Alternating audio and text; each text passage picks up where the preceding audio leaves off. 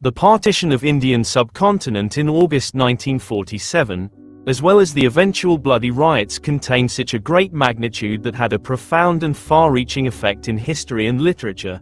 Taking partition as their base of writing, many writers emerged with their intellectual works, while some of the writers took massacres and violent condition during the refugee migration, others took the aftermath of partition as their topic. Khushwant Singh is one such artist who took the massacres during refugee migration. His novel Train to Pakistan occupies a unique place in the tradition of partition literature. Today we will discuss the summary of the novel Train to Pakistan. The novel is divided into 4 sections: Dacoity, Kal Yug, Mano Madra, Karma. First of all, let's take a look at the major characters. Jagat Singh, Jugger, a Sikh peasant who is prisoned with the false charge of a murder. He has a relationship with a Muslim girl Nooran. Nooran, daughter of a Muslim weaver Imam Baksh. She is Jugger's beloved. Iqbal Singh, a political worker who came to the village Mano Madra and is arrested without any reason. Hukam Chand, newly came magistrate and deputy commissioner in Mano Madra. He is in his 50s. Had wife and children once but they died. He holds the authority over the local police offices. Sub-inspector, officer in charge in Mano Madra. Works as Hukam Chand orders. Meet Singh, priest of the Sikh temple. Gave Iqbal a place in the temple to live. Lala Ram Lal, a wealthy Hindu money lender in Mano Madra. Initially he was murdered by Mali and his gang. Mother of Jugger. Imam Baksh, father of Nooran. Banta Singh, the lambada or headman of Mano Madra, who collects revenue from local villages. Mali, a dacoit who with his gang, killed the money lender Lala Ram Lal. Hasina, a Muslim girl of 16 to 17. She works as a prostitute for Hukam Chand. Boy leader, he comes eventually, and encourages Mano Madra people to attack a train full of Muslims going to Pakistan. These are the major characters. The novel opens in the summer of 1947, during the brutal partition of India. The season is unusually harsh, symbolizing the turmoil gripping the country. Communal tensions between Hindus and Muslims explode into violence across regions like Bengal and Bihar, resulting in mass killings and migrations. Around 10 million people are displaced, and nearly 1 million die by the end of the monsoon.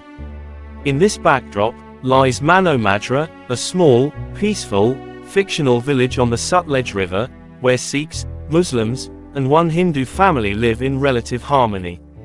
The village's routine revolves around the local railway station, and the timing of trains. However, this peace is shattered, when a group of dacoits, led by Mali, murder the Hindu moneylender Lala Ram Lal, and frame the local rogue Jugger, who is in love with Nooran, a Muslim girl. Jugger, though absent during the crime, is immediately suspected due to his past reputation. Meanwhile, the magistrate Hukam Chand arrives to assess the situation, and is portrayed as a morally compromised man. He exploits a young girl for his pleasure, symbolizing the corruption of power. A new character, Iqbal, a social worker from Delhi, whose religion remains ambiguous, possibly Sikh, Muslim, or Hindu, arrives in the village to help organize peasants. Despite his intellectualism and good intentions, he is arrested without clear charges, suspected of being a Muslim political agitator. His philosophical musings on morality, violence, and justice highlight the futility of ideology in the face of mass violence. Jugger is also arrested after returning from hiding.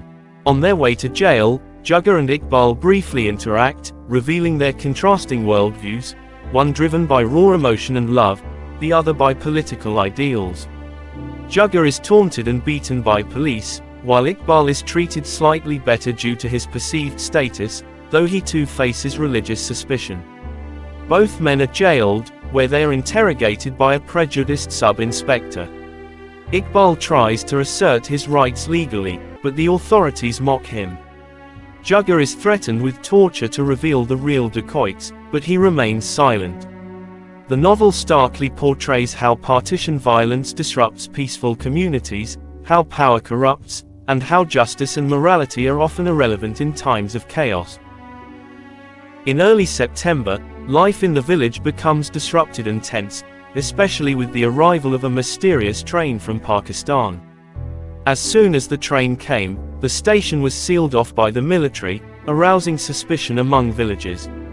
Eventually, it is revealed that the train is full of corpses, men, women, and children brutally killed.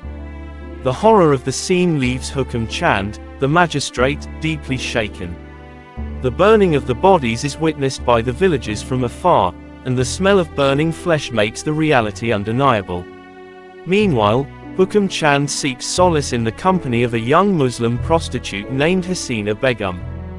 He is haunted by the violence and overwhelmed by grief upon learning that at least 1,500 people were killed.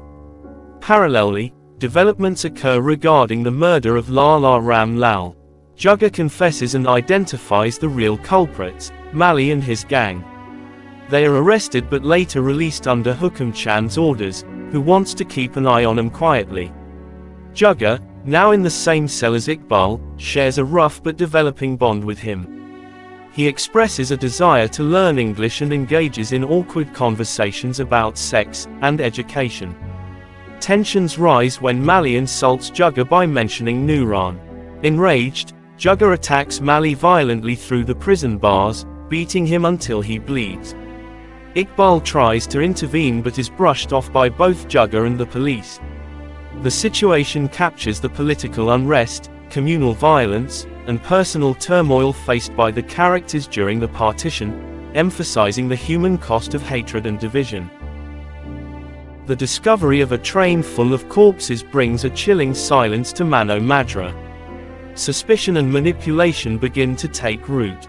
The police release Mali and his gang, who are actually responsible for the murder of Lala Ram Lal, while continuing to hold Jugger and Iqbal. Under orders from Magistrate Hukam Chand, authorities try to falsely blame the crime on Sultana, a Muslim who had already fled to Pakistan, to sow mistrust between Sikhs and Muslims.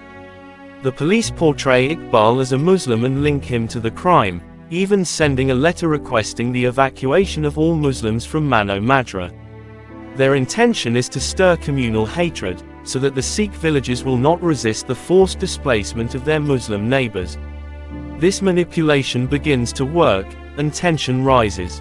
In a village meeting, the Lambada, initially peaceful and just, reluctantly advises the Muslims to temporarily leave for their safety, with the hope that they can return once the violence subsides.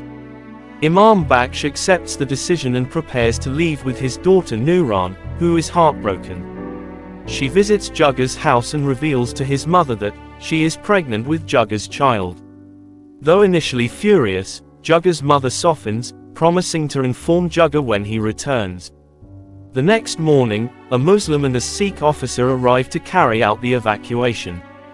Muslim villagers are told to leave behind most of their belongings. As they depart for the refugee camp, Mali and his gang immediately begin looting the abandoned Muslim homes, taking advantage of the situation. This situation highlights how fear, communal politics, and betrayal tear apart the peaceful coexistence of Mano Madra, forcing neighbors to turn against each other under political and social pressure. In the final part of Train to Pakistan, the horror intensifies as Mali and his gang loot abandoned Muslim homes, while villagers look on helplessly.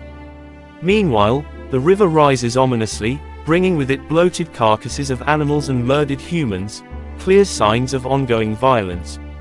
Another ghost train arrives at Mano Madra, and a bulldozer digs a massive trench to bury the dead. That night, a mysterious outsider arrives and persuades villagers, including Mali's gang, to attack a train bound for Pakistan, carrying Muslim refugees, including those from Mano Madra.